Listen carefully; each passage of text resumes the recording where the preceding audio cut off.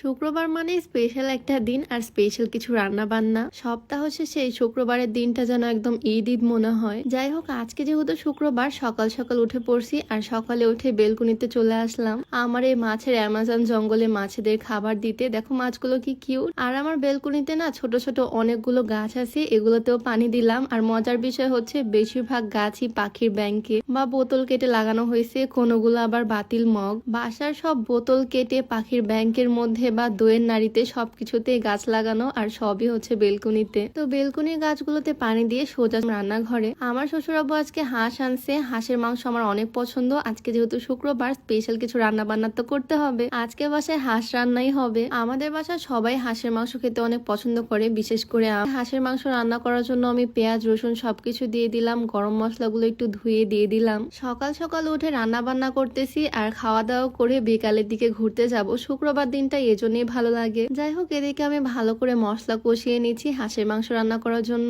বাটা মশলা, গুঁড়া মশলা সবকিছু দিয়ে অল্প একটু পানি দিয়ে ভালোভাবে নেড়ে চেড়ে মশলাটাকে কষিয়ে নিলাম। আর এখন এই হাঁসের মাংসগুলোকে আমি দিয়ে দিব। আমি না ছোটবেলায় হাঁসের মাংস খেতে পারতাম না, মাংস শক্ত লাগতো। বাট একবার আমার নানি বাড়ি যাওয়ার পর আমার নানি বাড়িপালা হাঁস জবাই করে আমাকে রান্না করে দিয়েছিল মজা করে, তখন এত টেস্ট পাইছি। তারপর থেকে মেনলি হাঁসের মাংস আমার একদম ফেভারিট হয়ে গেছে। যাই হোক, আজকে আমি যে এদিকে আমাদের হাঁসের মাংস রান্না চলতেছে, তার মধ্যে আমি ডিম সিদ্ধ করতে দিয়ে দিলাম। ডিমও রান্না করবো আজকে। ডিমগুলোকে চুলার উপরে দিয়ে আমি পানি দিয়ে দিলাম। সিদ্ধ ডিম আলু দিয়ে রান্না করব, যেটা খেতে আমি ভীষণ পছন্দ করি। ডিম সিদ্ধ করে কড়াইয়ের মধ্যে তেল দিয়ে দিলাম। ডিমগুলোকে একটু লবণ হলুদ দিয়ে ভালো করে ভেজে নিলাম। দেন কড়াই আরেকটু তেল দিয়ে পেঁয়াজ দিয়ে দিলাম। এখন রান্না করব। বাটা মশলা, গুঁড়া মশলা সবকিছু দিয়ে আবারও আগের মতো মশলাটাকে কষিয়ে নিব। এদিকে আমি ডিমের জন্য মশলা কষাচ্ছি আর আমার হাঁসের মাংস অলমোস্ট ডান। একটু জিরা গুঁড়া দিয়ে দিলাম উপর থেকে। আর ডিমের তরকারিটা আমি রান্না করব আলু দিয়ে, তাই মশলা কষিয়ে তার মধ্যে ম্যাশ করা সিদ্ধ আলু দিয়ে দিলাম।